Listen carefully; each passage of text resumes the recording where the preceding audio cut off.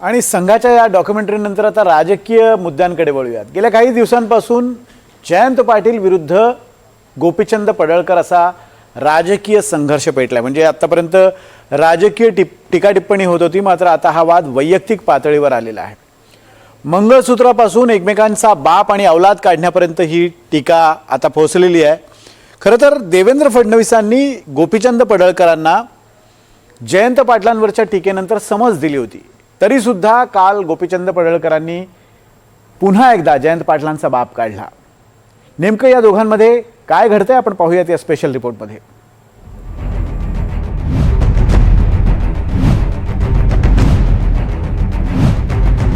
गोपीचंद पडळकरांचं जयंत पाटलांबाबत वादग्रस्त वक्तव्य। तुझ्यासारखी ती औलाद नाही, तू राजाराम पाटलांना काढलेली औलाद मला अजिबात वाटत नाही। देवेंद्र फडणवीसांची गोपीचंद पडळकरांना तंबी। गोपीचंद पडळकर यांच्याशी मी बोललेलो आहे। आपण बोलत असताना त्याचे काय अर्थ निघतील अशा प्रकारचा विचार केला पाहिजे, या सल्ला मी त्यांना दिला। फडणवीसांच्या तंबीनंतरही पडळकरांची जीभ घसरली। अशी वक्तव्य करू नका अशा पद्धतीची सूचना मला माननीय मुख्यमंत्री महोदयांनी दिलेली आहे। जयंतरावला माझा सवाल आहे, तुझ्या कितव्या नंबरच्या बायकोचं मंगळसूत्र मी चोरलं सांग लोकांना। सांगलीच्या राजकारणात गोपीचंद पडळकर आणि जयंत पाटील यांच्यातील वाद आता शिगेला पोहोचलाय। राजकीय आरोप प्रत्यारोपांवरून हा वाद आता वैयक्तिक आणि खालच्या पातळीवर गेलाय। भाजपचे आमदार गोपीचंद पडळकर यांनी काही दिवसांपूर्वी जयंत पाटील हे राजाराम बापू पाटील यांची औलाद वाटत नाहीत अशी जहरी टीका केली होती। त्यानंतर राष्ट्रवादी काँग्रेस शरद पवार गटाकडून पडळकरांवरून भाजपवर जोरदार टीका सुरू झाली। खुद्द शरद पवारांनी फडणवीसांना फोन करत नाराजी व्यक्त केली। त्यानंतर देवेंद्र फडणवीसांनीही गोपीचंद पडळकरांना तंबी दिली होती। आपल्याला फडणवीसांचा फोन आला होता, अशा प्रकारची वक्तव्य करू नका अशा सूचना त्यांनी दिल्याचं स्वतः पडळकरांनीही सांगितलं होतं। गोपीचंद पडळकरनं कुठल्या व्यापाऱ्याकडून वर्गणी घेतली का? त्यामधला एखादा व्यापारी घ्या आणि त्याच्यावरती खंडणीचा गुन्हा दाखल करा। अरे जयंत पाटला, तुझ्यासारखा भिकारी औलाद गोपीचंद पडळकरची नाही। माझ्या ती धमक आहे कार्यक्रम करायची। तुझ्यासारखी ती औलाद नाही, तू राजाराम पाटलांना काढलेली औलाद मला अजिबात वाटत नाही। काहीतरी गडबड असणार आहे एवढ्या खालच्या लेवलला। आता माझा दांडियाचा कार्यक्रम आहे गरबाचा, ये माणसं पाठव, डोळं दिपून जाते तुझं कार्यक्रम बघताना। गोपीचंद पडळकर यांच्याशी मी बोललेलो आहे, त्यांनाही मी सांगितलेलं आहे आणि मला शरद पवारांचा फोन आला होता, तेही या संदर्भात माझ्याशी बोलले। मी त्यांनाही सांगितलं की अशा प्रकारचं जे स्टेटमेंट आहे त्याचं आम्ही कधीच समर्थन करणार नाही। गोपीचंद पडळकर हे एक तरुण नेते आहेत, अतिशय ॲग्रेसिव्ह नेते आहेत आणि अनेक वेळा ॲग्रेशन दाखवत असताना आपल्या बोलण्याचा नेमका काय अर्थ निघेल हे ते लक्षात घेत नाहीत। राज्याचे मुख्यमंत्री माननीय देवाभाऊंचा मला फोन आला होता आणि या संदर्भामध्ये अशी वक्तव्य करू नका अशा पद्धतीची सूचना मला माननीय मुख्यमंत्री महोदयांनी दिलेली आहे। मी त्यांच्या सूचनेचं पालन करेन। पुढे काय आपण निर्णय काय घेणार? नाही, माननीय मुख्यमंत्री महोदयांनी ज्या मला सूचना दिलेल्या आहेत त्या सूचनेचं मी पालन करणार। मात्र मुख्यमंत्री फडणवीसांच्या सूचनाही गोपीचंद पडळकर पाळत नाहीत का असा प्रश्न आता उपस्थित होतोय।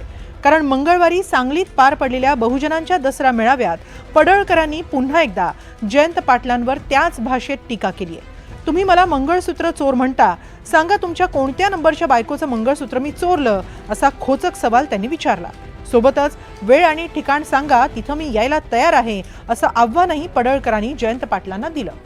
इतकंच नाही तर जयंत पाटलांचे राजकीय गुरु आणि राजाराम बापू पाटलांचे सहकारी राहिलेले दिलीप पाटील यांच्यावरही पडळकरांनी सडकून टीका केली।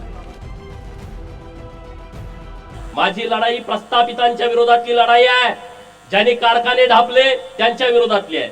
आणि तुम्ही मला मंगळसूत्र चोर म्हणता, तुम्ही मला मंगळसूत्र चोर म्हणता।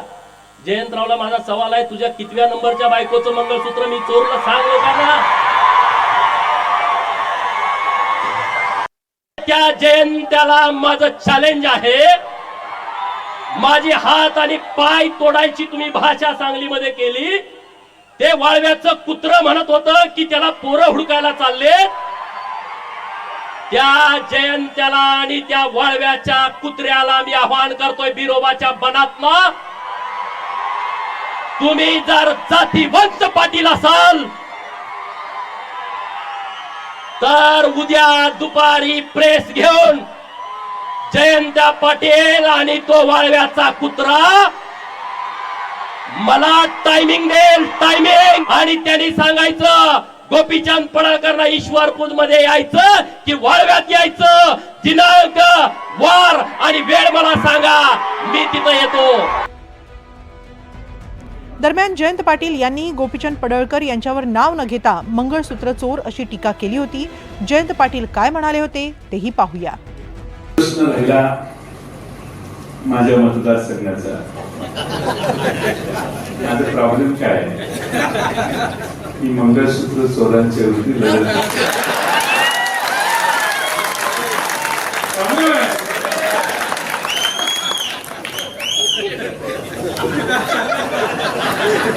प्रॉब्लेम आहे ना, मी लगेच दिला असता. तर मुद्दा काय आहे? मुद्दा आहे वोट चोरी झाली, जिथे झाली तिथं राजीनामा द्या आणि परत एकदा निवडणूक. पडळकरांनी पुन्हा एकदा जयंत पाटलांवर निशाणा साधल्यानंतर खासदार संजय राऊत आणि आमदार रोहित पवारांनी पडळकरांवर जोरदार निशाणा साधलाय. याआधी कोणी असं बोलल्याचं मला आठवत नाही. दुर्गा भागवत यांनी यशवंतराव चव्हाण असतील किंवा राज्यकर्त्यांनी इतर काही लोकांवर टीका टिप्पण्या केल्या, त्याच्यावरती वाद झालेले आहेत.